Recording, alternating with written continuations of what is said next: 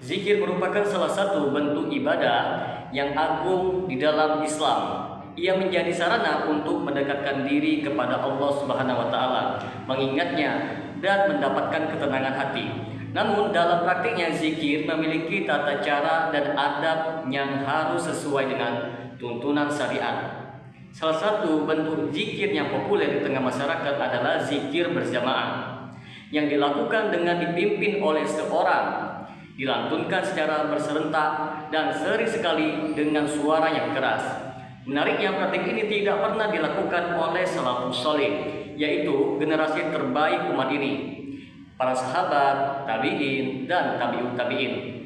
Pembahasan kali ini akan mengupas secara panjang dan mendalam mengapa mereka tidak melakukannya dan apa makna penting dari sikap tersebut. Bagi teman-teman sekalian yang penasaran dengan kelanjutan dari pembahasan video kali ini, maka tonton terus video ini hingga selesai agar kita menemukan fakta yang sebenarnya.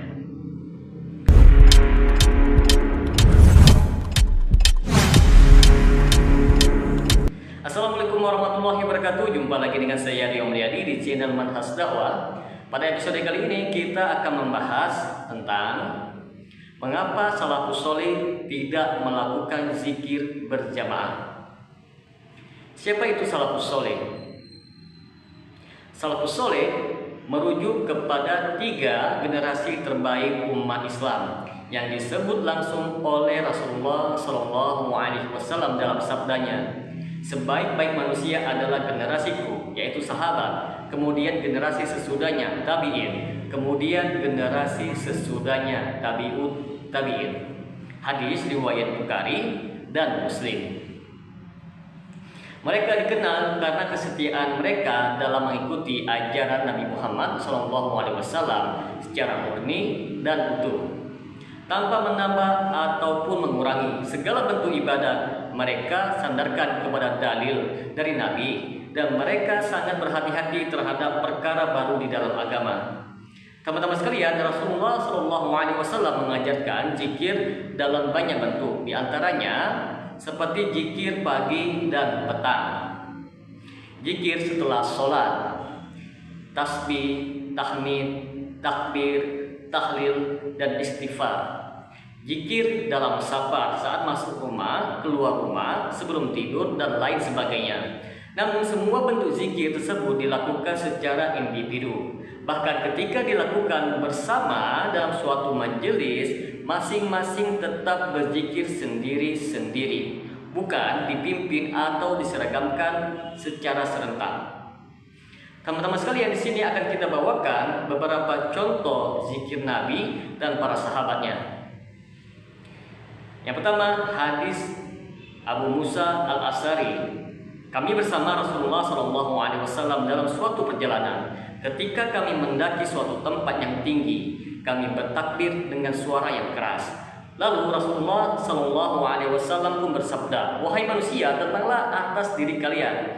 Sesungguhnya kalian tidak sedang berdoa kepada zat yang tuli atau jauh, tetapi kepada zat yang maha mendengar dan maha dekat."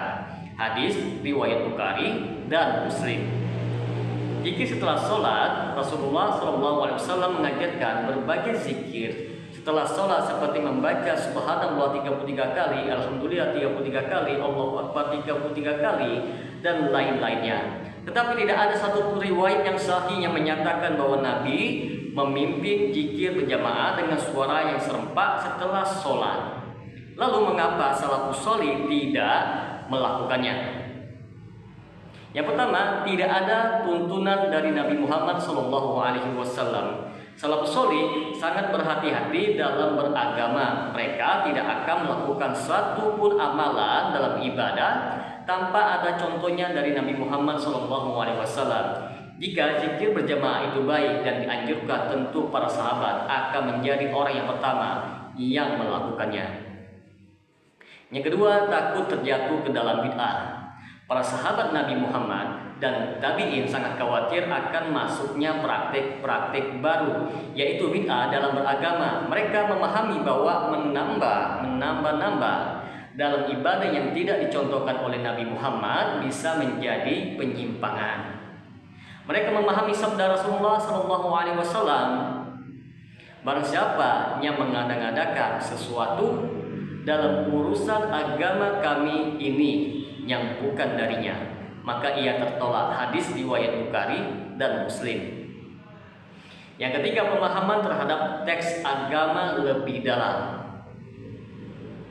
Generasi salaf memiliki pemahaman agama yang lebih bersih dan kuat karena mereka langsung berinteraksi dengan wahyu dan orang-orang yang menyampaikannya. Mereka memahami bahwa zikir berjamaah bukanlah sesuatu yang pernah diperintahkan baik secara eksplisit maupun implisit. Yang keempat, tidak ada riwayat yang sahih mengenai zikir berjamaah. Dari ratusan hadis yang meriwayatkan zikir Rasulullah SAW, tidak ada satupun yang menunjukkan praktik zikir secara berjamaah dengan format yang lazim ditemukan pada hari ini. Jikapun ada yang tampak berjamaah seperti dalam suatu majelis, itu bersifat spontan dan tidak dijadikan kebiasaan ataupun ritual tertentu. Yang kelima, amalan ibadah bersifat tauqifi.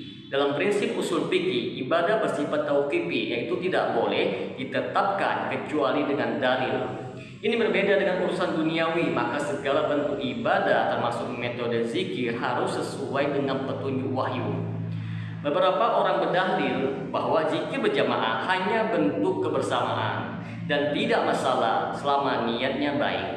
Ini adalah sebuah kekeliruan karena niat baik tidak cukup untuk melegalkan bentuk ibadah yang tidak disyariatkan oleh Allah Subhanahu wa taala. Jika semua niat baik bisa diterima, maka pintu bid'ah akan terbuka lebar. Jika berjamaah yang dilakukan secara rutin, secara seragam dan struktur seperti ritual, bukan sekedar kebersamaan teman-teman sekalian.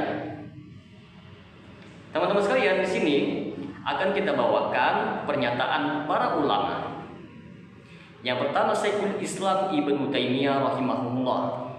Beliau mengatakan zikir berjamaah dengan suara yang keras secara rutin adalah bid'ah. Tidak ada contohnya dari Nabi dan para sahabat. Lalu Syekh Al-Albani, beliau mengatakan zikir berjamaah setelah sholat adalah bid'ah yang tidak dikenal pada masa Nabi Muhammad maupun para sahabatnya. Lalu Al-Imam Asy-Syafi'i, beliau mengatakan, aku lebih menyukai zikir dilakukan secara pelan, kecuali jika ada keperluan. Maka dapat kita simpulkan di sini teman-teman sekalian, salafus saleh tidak melakukan zikir berjamaah karena mereka mengikuti sepenuhnya ajaran Rasulullah SAW dan sangat menjauhi segala bentuk bid'ah dalam ibadah. Tidak adanya riwayat tentang zikir berjamaah dari Nabi Muhammad maupun sahabat maupun tabi'in menjadi bukti kuat bahwa praktik tersebut bukan bagian dari sunnah Nabi Muhammad SAW. Sebagai umat Islam yang ingin mengikuti jalan yang lurus, kita seharusnya meneladani mereka. Jika memang amalan yang mulia, tetapi cara dan bentuknya harus sesuai tuntunan, bukan atas dasar tradisi, kebiasaan, ataupun keinginan sendiri. Semoga dengan sedikit penjelasan ini dapat memberikan manfaat bagi teman-teman sekalian. Dan apabila channel ini dapat memberikan manfaat bagi teman-teman sekalian, silakan subscribe dan share. Semoga bermanfaat. Assalamualaikum warahmatullahi wabarakatuh.